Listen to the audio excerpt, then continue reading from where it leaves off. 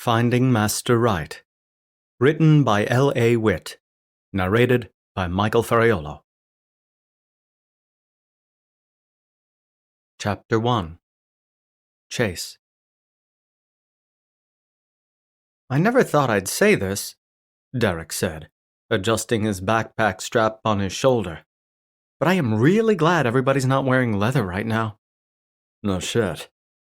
I scanned the hotel lobby's thickening crowd as I tapped out my impatience on the upraised handle of my suitcase. This time tomorrow, the entire building would smell like a saddle shop, and there'd be enough leather visible to make the collective membership of PETA faint. Just the thought would normally make my mouth water. Right now, not so much, because it was 97 degrees outside and the hotel's air conditioner had picked this afternoon to crap out.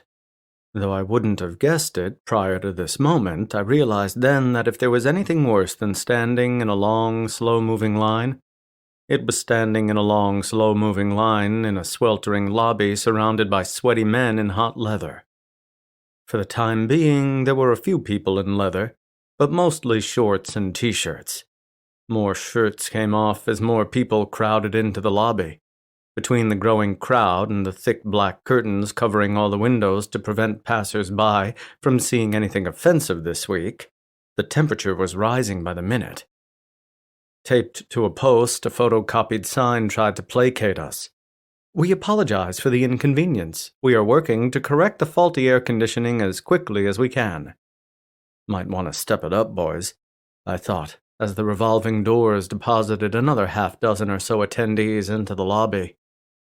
At least most of us could improvise if the heat lingered tomorrow. It would still be unpleasant, but we could just strip off layers, until no one was wearing anything but bondage harnesses and hot pants. Half the guys would be almost naked most of the time anyway. Well, except for the guys who'd be demonstrating gimp suits. They'd be miserable, and oh god, the poor furries. The line inched forward, so we shuffled after it, stopping about 3 inches from where we'd been for the last 10 minutes. "Ugh," Derek shrugged off his backpack and dropped it at his feet. "It is too fucking hot in here." And goddamn him, he peeled off his white t-shirt. I didn't have to look. I did look, of course, but it wasn't like I'd never seen him without his shirt. Smooth pecs, flawless abs, some elaborate Celtic knots tattooed across the left side of his rib cage. Not a single bruise or welt, though, which just twisted my gut a little tighter. He was a submissive and a masochist. Sex left marks on a man like him.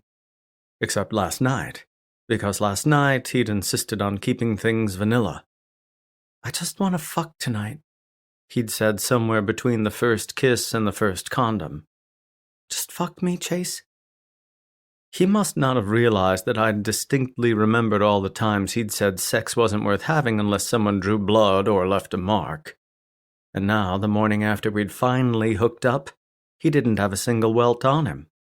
Ouch, Derek. Ouch. I definitely could have done without 9 hours in the car with him on the way here. Hooking up last night meant I'd spent all damn day today obsessively wondering why a kinky sub like him was fine having plain, vanilla sex with me, but nothing more.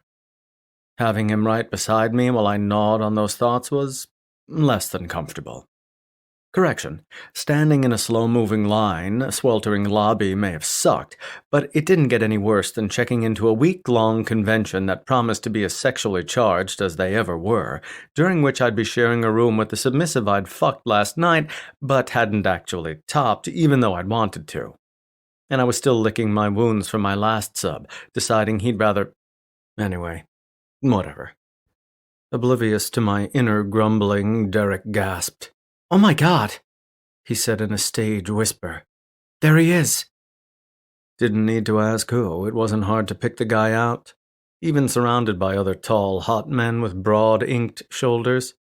The blonde goatee and long ponytail gave him away, and heaven knew I'd seen enough pictures of him recently to pick him out of a lineup. Who else but the infamous Master Ferraiuolo could make Derek flush more than an overheated hotel lobby already had? Correction again. It didn't get any worse than being too recently single, checking into a week-long sexually charged convention, rooming with a submissive I was dying to top, and knowing that said submissive had made it his mission to put himself on the radar of that guy. And suddenly I realized why he hadn't wanted me to leave any marks. Fuck my life. The line continued inching forward at glacial speed. The revolving doors kept whisking more people into the lobby than the desk clerks were whisking out, and the temperature kept rising, along with the volume of voices.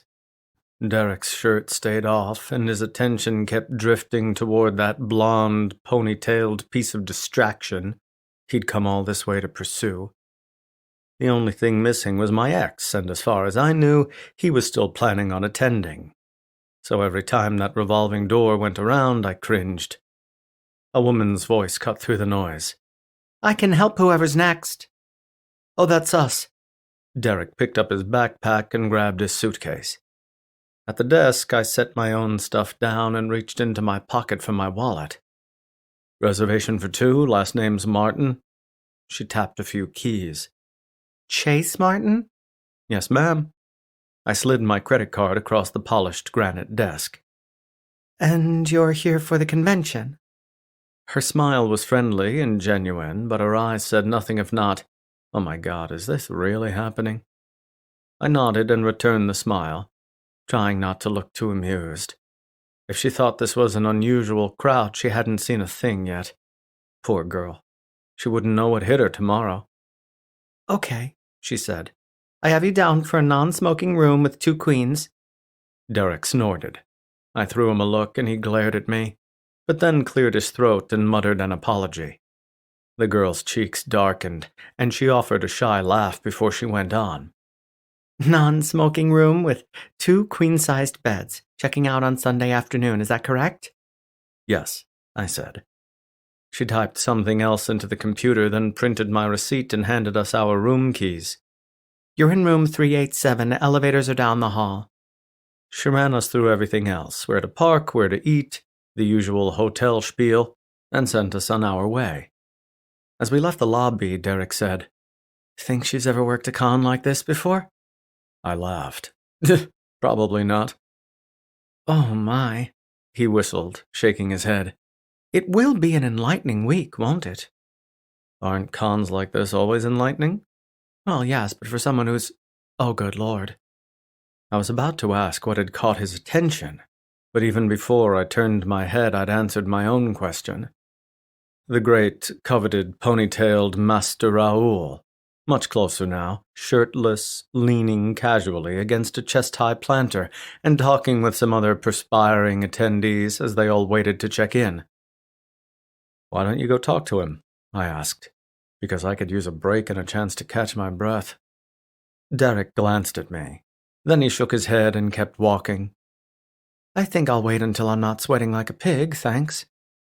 He looked down at himself and wrinkled his nose. "Right now I need a shower, stat." I didn't say anything and tried like hell not to picture Derek showering in our shared bathroom. Oh yeah, this was going to be a long week. The elevator took us up to our floor, and when the doors opened, we were greeted by a rush of pleasantly cool air. Apparently, at least some of the AC in the building was working, and we were so caught up and basking in the luxurious coolness the doors started to close. But I caught them. Our room was a few doors down from the elevator, close enough that it wasn't stupidly inconvenient, far enough that we couldn't be disturbed when people came and went at all hours of the night. Perfect. When we stepped into our room, it was actually cold enough to warrant turning down the AC. Derek sprawled across the bed, closer to the windows. "Oh, thank God, some cool air." "And we don't have to sleep in that horrible heat." "Uh-huh, and so help me," he said, almost groaning. "If the AC isn't working down there tomorrow, I'm spending the entire con up here." I laughed. "You? Stay up here and miss all the boys and toys?" He quirked his lips. Good point, okay, so I'll just come up here to cool off every now and then." Hotel room's not usually a place I'd go to cool off, but whatever turns your crank. Derek didn't throw back one of his customary smart-ass comments. In fact, he didn't say anything. I unzipped my suitcase and he still hadn't spoken. Something wrong? No, nothing's wrong.